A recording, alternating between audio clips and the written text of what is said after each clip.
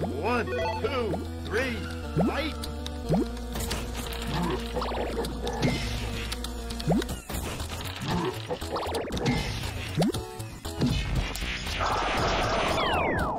You win!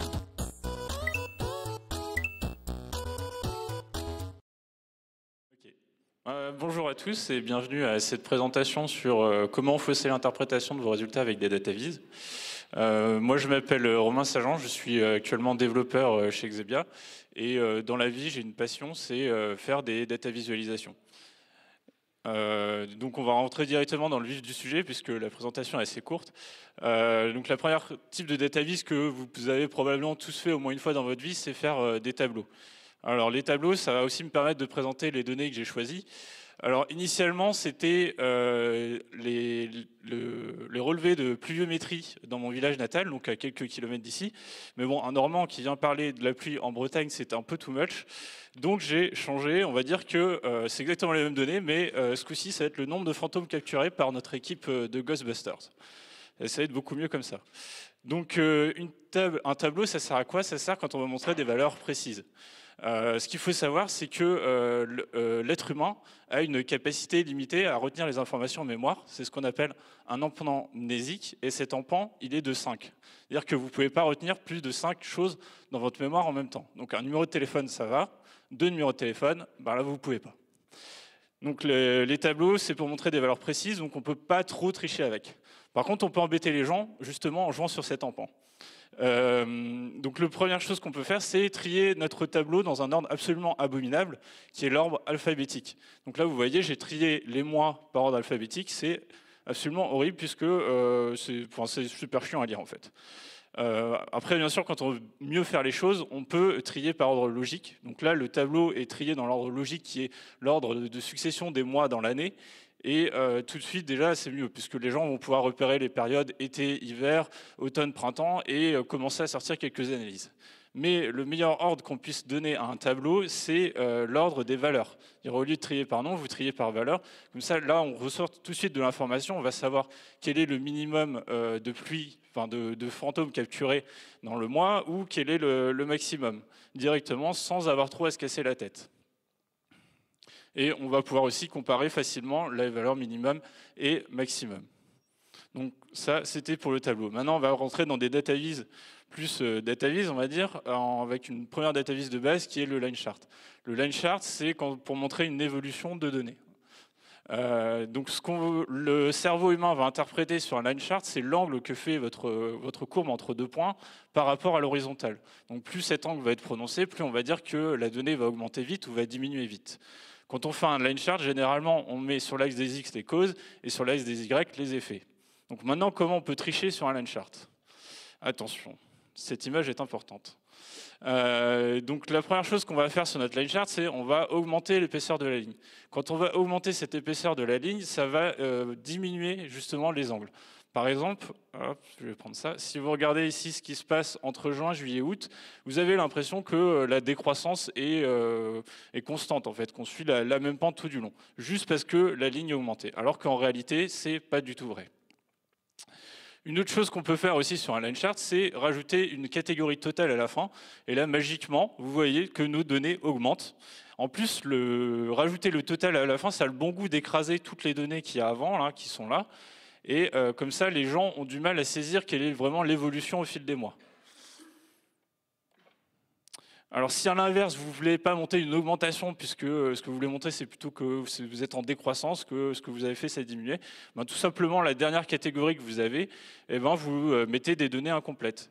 Là, c'est dans le cadre des mois, ben, le mois de décembre, il n'est pas complet, vous avez que 2 jours dedans, donc forcément, il n'y a pas eu beaucoup de captures de fantômes au mois de décembre. Et vous voyez cette magnifique décroissance. Alors si jamais d'aventure vous voulez faire les choses correctement, ce qu'il faut faire, c'est finir par une ligne en pointillé sur la fin. Et ça, vous allez dire, mais putain, mais c'est super dur à faire, t'es super deux en data viz. Alors pas du tout, c'est très simple. Vous faites 2 séries, une série qui va de juin à novembre et une série qui va de juin à décembre. Il y en a une que vous mettez en pointillé, l'autre que vous mettez en ligne continue, ils vont se superposer automatiquement et ça marche sous Excel ou sous Google Spreadsheet. Ça marche tout le temps et c'est génial et pour le coup, votre data viz est correctement faite. Et une dernière solution, si là vous voulez vraiment foutre la merde, c'est de mettre un effet 3D sur votre line chart. Et là c'est génial parce qu'on voit absolument rien. Là vous êtes incapable de me dire entre août, septembre et octobre ce qui se passe. Où est-ce que sont les points en fait? Quelle est la donnée pour septembre? Alors est-ce que c'est 50? Est-ce que en fait c'est pas vraiment 50? Enfin bref, c'est le gros bordel. Donc l'autre type de data visualisation maintenant qu'on va parler, c'est le bar chart. Alors petite présentation du bar chart. Le bar chart c'est pour comparer des valeurs. Et généralement sur un bar chart, quand on a plusieurs séries, on va grouper ensemble les dimensions qu'on cherche à comparer. Donc là, on a groupé ensemble par année, puisque ce qu'on voulait comparer, c'était chaque mois pour chaque année, pouvoir comparer les résultats. Attention, cette image est importante. Alors, sur un bar chart, comment tricher? Donc là, on est sur les résultats du chiffre d'affaires fictif du Basecamp entre 2014 et 2015. Et ce qu'on voit, c'est que ils ont été à peu près pareils entre 2014 et 2015. Mais nous, ça va pas trop plaire à nos actionnaires si on montre ça. Nous, ce qu'on voudrait montrer, c'est qu'ils ont été bien meilleurs en 2015 par rapport à 2014. Donc ce qu'on va faire, c'est qu'au lieu de commencer notre axe à 0, on va plutôt le commencer vers les 9000, 9900. Et comme ça, magiquement, vous voyez, entre 2014 et 2015, le chiffre d'affaires a presque doublé pour le Basecamp. Bravo, vous pouvez investir, c'est une très bonne conférence. Une autre solution aussi, si là on voit la capture de fantômes sur plusieurs mois, et il y a des mois où on fait mieux que d'autres, et ça nous convient pas trop en fait. Ce qu'on voudrait surtout montrer, c'est que on est en progression constante et que notre équipe devient meilleure avec le temps. Donc tout simplement, les données qu'on n'aime pas, on ne les représente pas, et comme ça on a une augmentation. Bon alors là, ce qui va se passer, c'est que y a des gens, quand ils vont passer un peu de temps sur le graphique, ils vont remarquer quand même qu'il manque certaines données. Donc sur les mois, ça se voit tout de suite, mais par contre, si vous faites ça sur des données à l'année, que vous mettez, par exemple, vous suivez l'évolution du prix du baril sur plusieurs années, que votre première année c'est en 1800 et les dernières c'est les 10 dernières années, et qu'il y a un gros gap au milieu, les gens vont absolument rien remarquer. Ils vont pas du tout voir que en fait c'est pas une progression qui s'est faite petit à petit entre 1800 et les années 2000. Ils vont avoir l'impression que ça a monté tout d'un coup.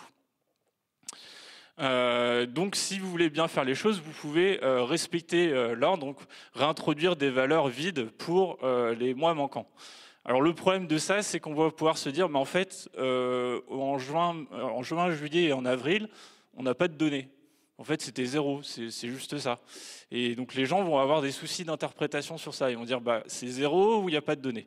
Donc comme il y a un doute, ce qu'on va faire, c'est qu'on va rajouter des grosses bandes grises comme ça, en mettant nos data, et là, comme ça, les gens savent bien qu'on n'a pas de données pour ces mois-ci. Et bien sûr, une dernière solution, c'est de rajouter un petit effet 3D sur notre bar chart. Et là, c'est absolument magnifique, puisque vous allez être incapable de me dire au mois de juillet, est-ce qu'on a capturé 100 fantômes, un peu moins de 100 fantômes, ou un truc entre les deux, on ne sait pas trop. Alors celui qui a la bonne réponse, c'est ceux qui ont voté pour 100, puisque en fait l'échelle est derrière le graphique, donc il faut regarder la barre du haut. Donc là, on a vu les lignes et les barres, et au final, à la fin, on ne sait plus trop comment on choisit. Quand est-ce que je mets des lignes, quand est-ce que je mets des barres. Donc on va voir ça avec des exemples. Donc là, j'ai ploté un line chart, et si je vous pose la question, entre juin et entre novembre, lequel mois a été le mieux? Là, généralement, quand je pose la question, tous les gens sont à peu près d'accord pour dire qu'ils ne sont pas d'accord. Il y a 50% qui pensent que juin est meilleur, et il y a 50% qui pensent que novembre est meilleur. Par contre, si je vous pose la même question, mais que cette fois-ci, je vous représente un bar chart, là, il n'y a plus d'ambiguïté. Tout le monde est absolument d'accord pour dire que c'est le mois de juin qui a été bien meilleur. Maintenant, si à l'inverse, je vous pose la question en vous montrant un bar chart, lequel succession de mois a connu la meilleure évolution, donc est-ce qu'entre février-mars ou entre août-septembre, lequel a la plus grande différence de capture de fantômes, là c'est pareil, on ne sait pas trop. Il y en a qui votent pour février-mars, d'autres pour août-septembre. Et la vérité, pardon, pas le bon sens. Par contre, si je vous présente ça sous forme de ligne, là on voit tout de suite que c'est août-septembre qui a été bien meilleur. Donc voilà, retenez les line charts, c'est pour montrer des évolutions entre des choses. Et quand on veut faire des comparaisons, on utilise des bar charts. Dernier type de graphique qu'on voit assez souvent, donc il est très décrié, hein. Il y a à peu près 99% des gens qui font des data visualisations qui vont vous dire que le pie chart ne sert absolument à rien. La vérité, c'est qu'il est très utile, c'est juste qu'il est souvent très mal utilisé. Un pie chart, c'est pour voir de la composition dans un tout. C'est-à-dire que vous avez quelque chose, par exemple les navigateurs sur votre site web, et vous voulez voir la part de chaque navigateur sur votre site web. C'est très utile quand vous avez beaucoup de valeurs derrière. Par exemple, les navigateurs, il n'y en a pas juste 3, hein, il y en a des dizaines, et voire même plus que ça. Si vous avez vraiment pas beaucoup de valeurs, ce n'est pas forcément la plus utile des data vis. Donc comment on peut trier pour un pie chart? Donc il y a la solution habituelle qui est de faire des pourcentages qui ne font pas 100% sur notre pie chart, ça on le voit très souvent. Généralement c'est quand les gens se sont plantés, en fait pour les données des navigateurs, ils ont oublié qu'ils ont tout mis dans autre et sur le pie chart ils ne représentent pas autre. Et là on se retrouve avec des pourcentages qui ne correspondent plus du tout avec l'aire qui est représenté dans un pie chart. Donc un pie chart qui ne sert plus à rien. Donc là si je vous remets les chiffres, hein, normalement là, j'avais mis que c'était 9,87 pour le mois de janvier. En fait, c'était 17% en réalité qui est représenté sur le pie chart. Une autre solution pour faire chier un peu les gens avec un pie chart, c'est d'éliminer le centre. Alors, il faut savoir que dans la population, on ne va pas utiliser on va pas lire le pie chart de la même manière. Il y a 50% des gens qui vont utiliser l'arc extérieur. Donc l'arc extérieur, c'est ce truc-là, là. Hop, ou ça, pour déterminer en fait la valeur de chaque part. Il y en a certains qui vont utiliser l'aire, 25% à peu près, et il y en a 25%, dont je fais partie, qui vont utiliser l'angle au centre pour déterminer la part de chaque part. Donc si vous enlevez si vous évidez votre pie chart, donc déjà ça fait plus un pie chart, ça fait un donut chart, mais en plus vous allez faire chier à peu près 25% de la population. Alors il faut savoir que les gens ils sont pas cons non plus, hein. C'est-à-dire qu'ils vont pas ne pas pouvoir lire votre graphique, c'est juste qu'ils vont mettre plus de temps à l'interpréter et ça va être un peu plus chiant pour eux, quoi. Et bien sûr, une dernière solution. Là, pour vraiment foutre la merde, vous faites un magnifique 3D, vous allongez bien votre pie chart comme il faut, et là, vous pouvez être absolument certain que personne ne va pouvoir déterminer correctement l'aire de vos parts et avoir une interprétation correcte de vos graphiques. Donc, bien sûr, vous vous amusez pas à rajouter les pourcentages en marge, hein, parce que là, c'est trop facile. Les gens auront trop d'informations. Donc comme vous l'avez peut-être constaté, je ne suis pas un très grand fan des effets 3D. Et je ne suis même pas fan non plus de mettre des effets 3D pour représenter 3 dimensions de données. Alors, combien de dimensions on peut faire sur un graphique sans avoir recours à un effet 3D ou autre? Alors une dimension, c'est assez facile. Donc là, on prend une barre et on la découpe en morceaux. Donc ça, c'est la version à plat du pie chart, si on veut. Pour faire 2 dimensions, là aussi c'est classique, on fait un graphique XY et on met des points et chaque point va, les X c'est une dimension, Y c'est l'autre dimension. Maintenant on va arriver à 3 dimensions, toujours sans effet 3D. Attention, accrochez-vous. 3 dimensions sans effet 3D et voilà. En plus de jouer sur l'axe des X et l'axe des Y, on va rajouter une 3e dimension qui est la taille des bulles. Et la taille des bulles va varier en fonction de la valeur. Maintenant, on va faire mieux, on va faire 4 dimensions sans effet 3D. Et voilà, 4 dimensions sans effet 3D, on va jouer sur une nuance de couleur en plus de la taille des bulles. Et là, j'arrive à montrer 4 dimensions sur un graphe sans avoir recours à des effets 3D. Attention. Et on va aller encore plus loin, on va faire... Non, on va pas faire 5 dimensions. Si vous essayez de faire 5 dimensions sur un même graphique, ne le faites pas.